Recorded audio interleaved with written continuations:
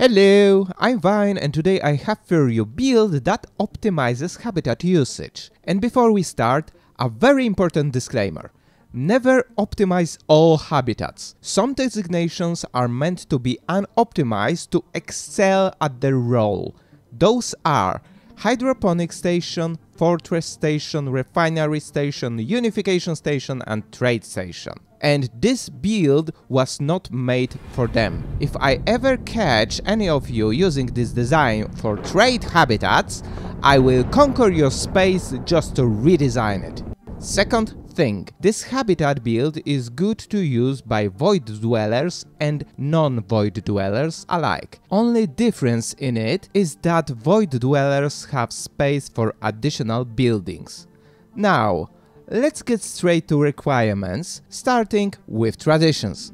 We need Adaptability Tradition Tree for two things. Minus 10% pop housing usage adoption effect, as habitats get crowded easily, and Adaptive Ecology Tradition for +1 building slot. Then, we need to have communal trait on our species for another minus 10% pop housing usage. Of course, you can change it to any other trait that gives minus 10% pop housing usage, but communal is the easiest to get. Now, why we need those things? With current pop growth mechanics, the growth required scaling is an Achilles heel of habitats. We need to circumvent it with overspacing them as much as we can. This means that we need at least 2 habitation districts, pop with minus 20% housing usage and max habitat population under 30 pops. With this, pop growth on habitat will never be affected by growth scaling penalty, and after finishing it, it will produce pops that will migrate to other habitats, giving us nice population growth increase in our empire. Rest of habitat districts should be the designation-specific production ones. Now, time for the building zones.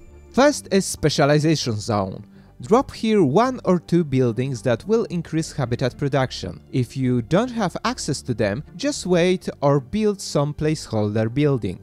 Second is Amenities building. Unupgraded Holo-Theatres are the best, but anything that will cover amenities needs and will not add too much jobs is a good choice here. Third is Assembly building. Yes, we are doubling down on pop growth with this build. Best are clone Vats, as they don't need pops to work, but honestly any assembly building is good. And the last is Refinery Zone, because why build refinery habitats when you can just supply strategic resources directly to buildings that need them. Drop here 1 or 2 refineries depending on how much space you have left. Done!